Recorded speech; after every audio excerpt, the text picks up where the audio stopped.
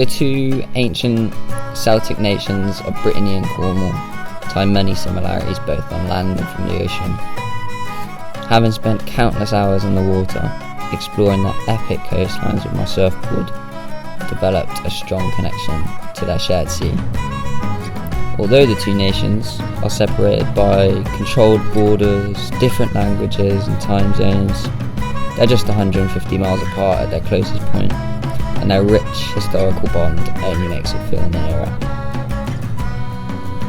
At home, here in Cornwall, I spend the majority of my time checking swell charts and analysing how the winds would affect the sea conditions, patiently waiting for when the next big winter swell is going to wrap around our coastline and create epic waves.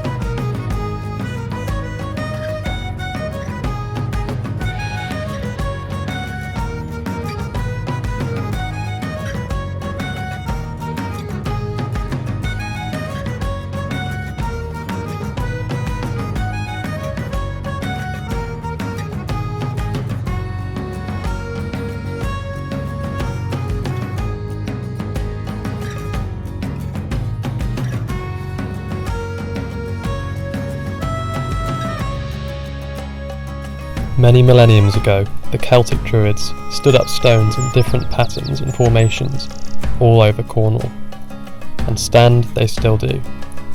At that same time, the ocean worked away, its waves and currents forming grooves and channels in the rock and sand that lies on the sea floor, and developing our favourite waves to surf today. Cornish people through history have always utilised the ocean, from fishing to mining, and now surfing, all over its ever-changing coastline.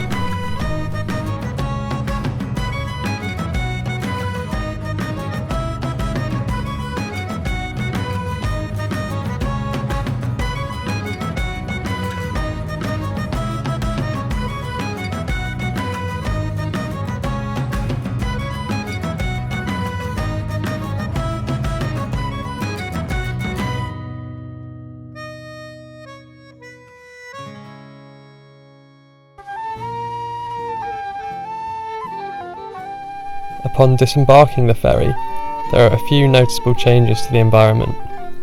The weather is usually a few degrees warmer, and traffic drives on the right, but you can't help but feel close to home. The dramatic cliffs tower over the waves just like in Cornwall, and the flora and fauna holds a sense of familiarity. Localism is common in the lineups of Cornwall and Brittany, with not all surfers wanting to share the waves with tourists and travellers.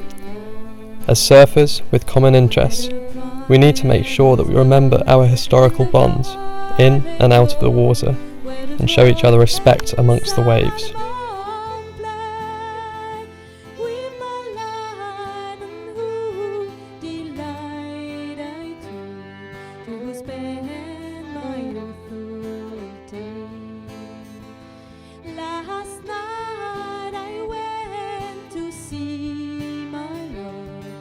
To hear what she might say, to see if she take pity on me, lest I might go away.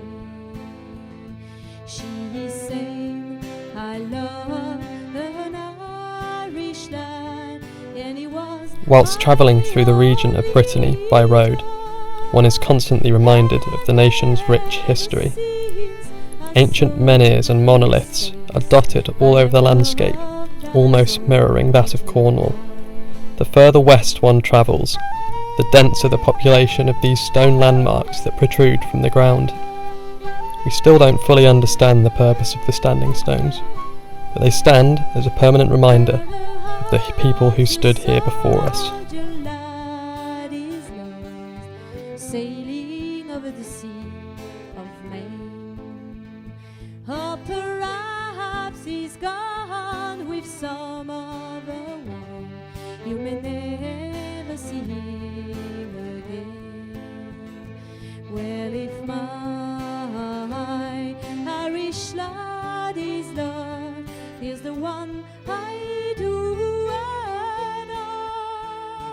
And 7 years I'll wait for him by the bed.